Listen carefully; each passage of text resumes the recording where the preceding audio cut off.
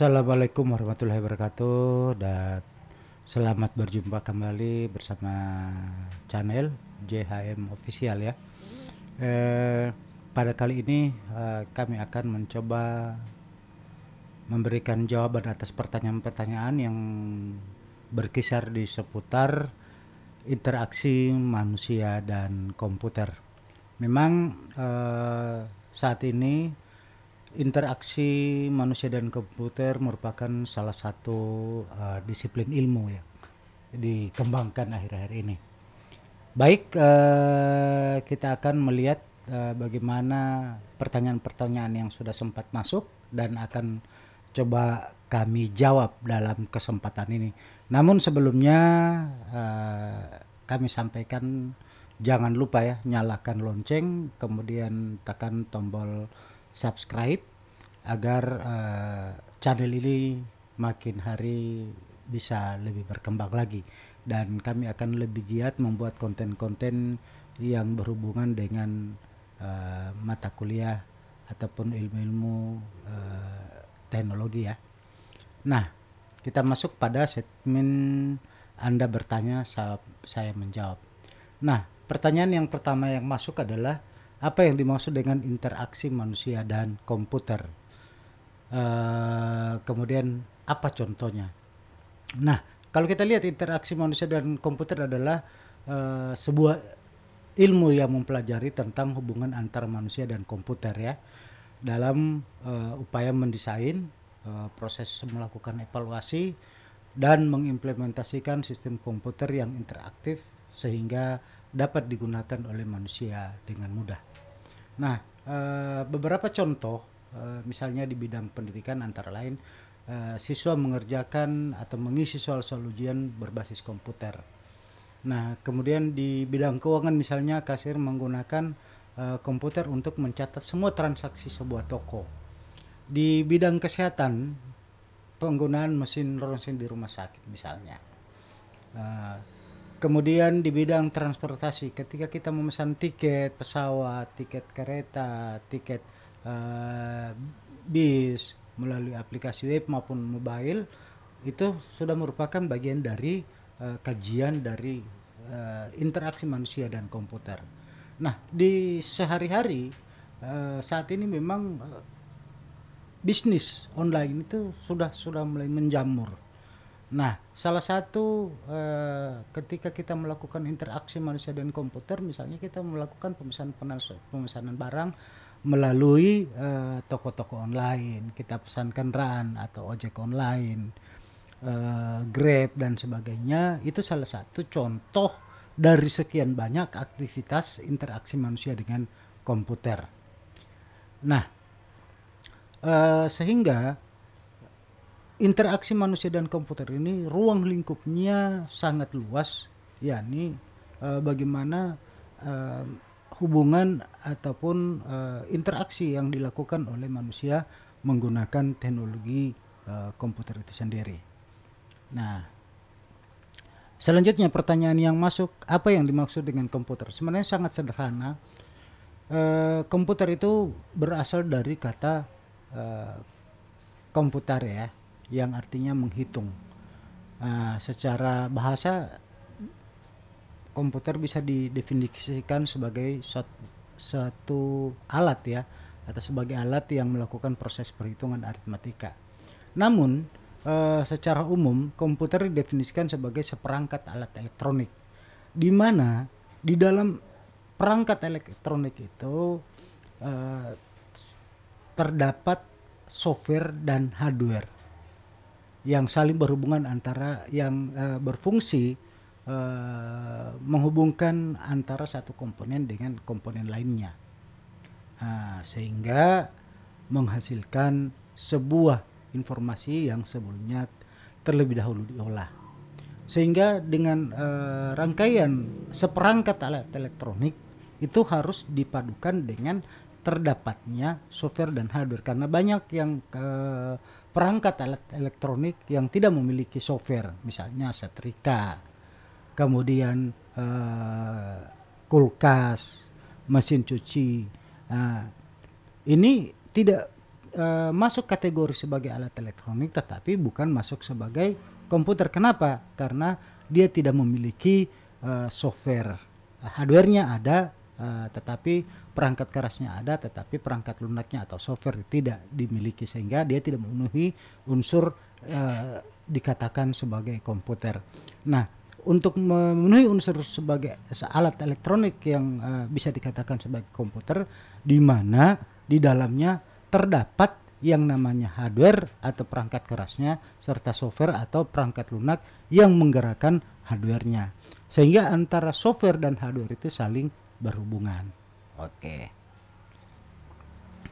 Nah, kemudian pertanyaan ketiga, bagaimana bagan alur sistem kerja komputer?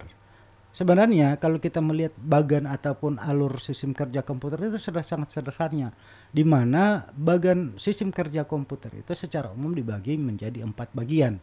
Yang pertama proses input atau masukan, kemudian dia masuk pada tahapan pemrosesan, ini ya, tahapan pemrosesan. Nah, di antara tahapan pemrosesan ini berjalan seiring juga adalah proses penyimpanan, sehingga antara proses pemrosesan dengan penyimpanan itu panahnya dua arah, karena ini terjadi hampir bersamaan, dan setelah itu dia masuk ke output ataupun keluaran. Nah, ini sangat sederhana. Data yang kita masukkan diolah dalam processing device ya, perangkat pemrosesan, kemudian sambil proses berjalan terjadi juga sistem penyimpanan yang disimpan di perangkat penyimpanan seperti hard disk. Nah, kemudian dia masuk ke perangkat output atau keluaran lewat yang kita bisa lihat lewat monitor ataupun mungkin lewat infocus, dan hasilnya dalam bentuk hard copy-nya itu lewat printer. Ini.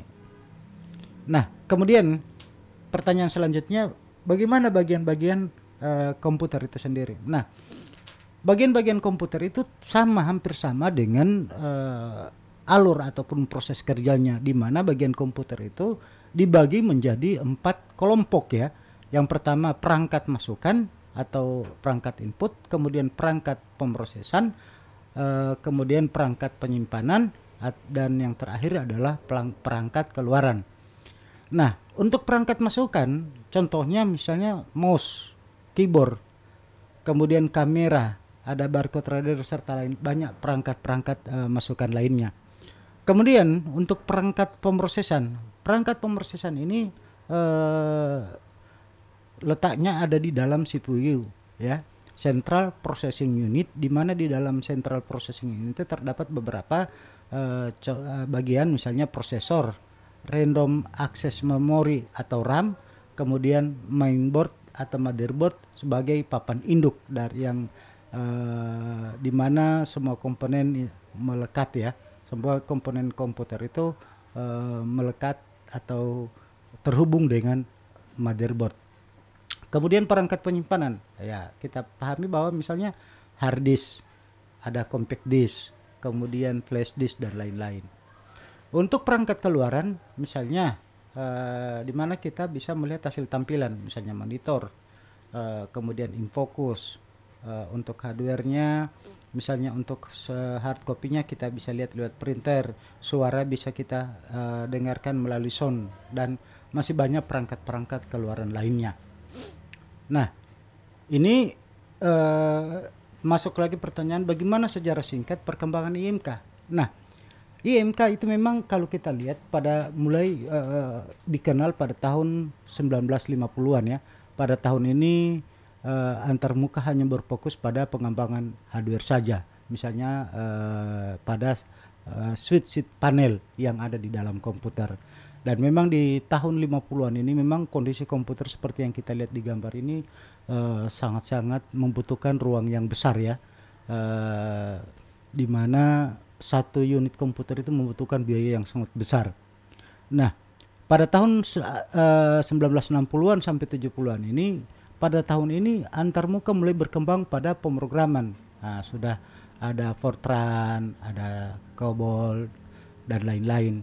Sehingga di era 1960-an sampai 70-an itu sudah mulai pengembangannya pada persoalan program. Nah, kemudian di tahun 1970 sampai 1990-an ya, antarmuka GUI atau Graphic User Interface, multimedia dan lingkungan kerja seperti sistem network mulai berkembang. Di tahun 70-an sampai 90-an itu sistem jaringan sudah mulai dikembangkan pada tahun ini. Sehingga perkembangan IMK, interaksi manusia dan dengan komputer pada tahun 1970 sampai 90-an itu sudah mulai mengembangkan bagaimana orang bekerja lewat dalam sistem jaringan yang terhubung antara satu yang dengan yang lainnya. Nah, kemudian era milenial itu dimulai pada tahun 2000-an ya. Dimulai dari tahun 2000-an dan sampai saat ini, di mana antarmuka itu mulai ditekankan pada perangkat mobile dan juga layar interaktif ya, seperti kita lihat di gambar ini. Jadi rata-rata difokuskan pada bagaimana pengembangan software ataupun peranti-peranti lunak yang kemudian mengarah bagaimana manusia lebih mudah menggunakannya. Nah, pertanyaan yang selanjutnya adalah email ya. Apa sebenarnya email? Jadi email itu sebenarnya singkatan dari electronic mail ya, atau dalam bahasa Indonesia disebut dengan surat elektronik mail, surat elektronik. Nah, apa sebenarnya fungsi email? Jadi email itu merupakan alamat resmi kita di dalam dunia maya.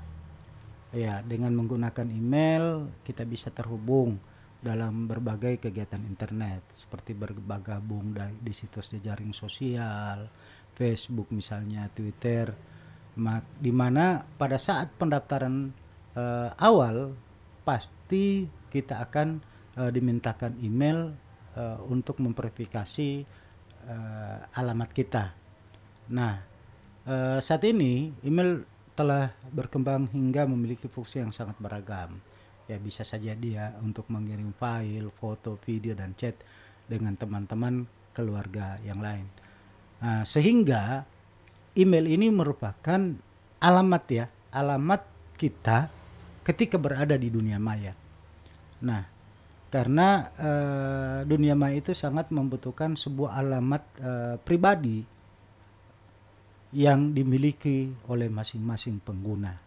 Nah, memang untuk saat ini email itu sudah tidak lagi digunakan sebagai wadah untuk kemudian saling berkirim surat atau chatting, karena sudah banyak aplikasi-aplikasi chat yang kemudian lebih canggih, lebih gampang dioperasikan oleh manusia ketimbang kita menggunakan email. Akan tetapi sekali lagi email ini merupakan sebuah alamat ya, alamat resmi kita ketika kita akan berselancar di dunia maya.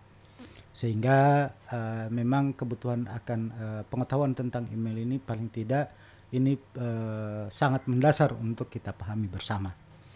Nah, apa yang dimaksud, ada lagi yang bertanya, apa yang itu mouse? Apa itu mainboard? Apa itu prosesor?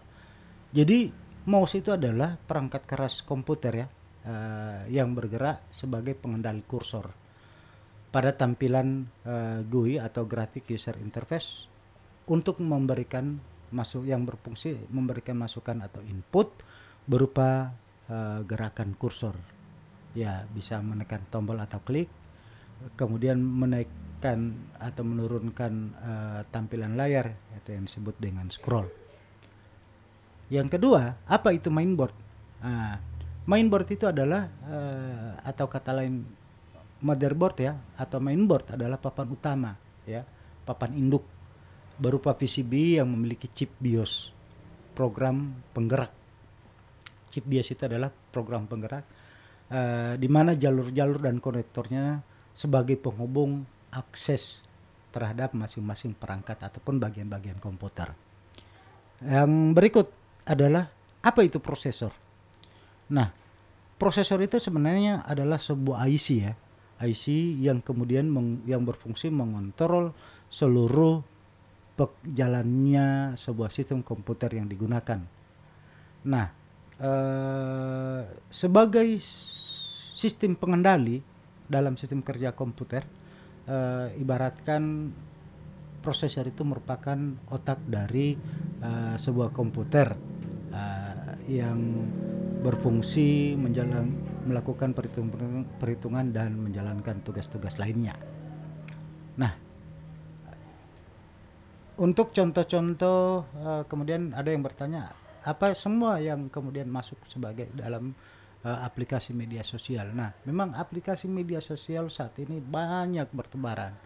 Nah, contoh yang sederhana yang paling sering banyak digunakan oleh orang saat ini adalah misalnya contoh Facebook, ya, ada Instagram, ada Telegram, ada Twitter, ada WhatsApp, TikTok, Bigo, dan lain-lain sebagainya.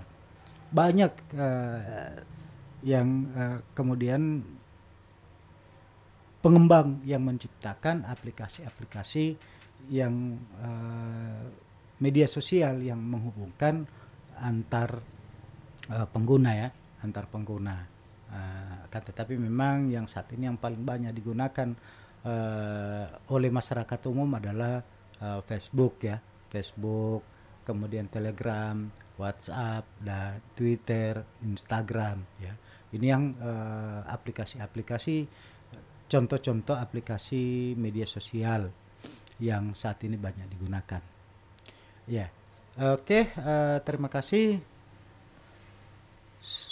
Semoga jawaban-jawaban yang saya berikan ini bisa bermanfaat, dan sesungguhnya itu hanya sebuah ulasan yang kemudian masih banyak yang memiliki pemahaman-pemahaman yang lebih luas. Saya hanya mencoba memberikan jawaban terhadap pertanyaan-pertanyaan yang masuk. Ya, terima kasih. Saya akhiri. Wabillahi taufiq. Assalamualaikum warahmatullahi wabarakatuh.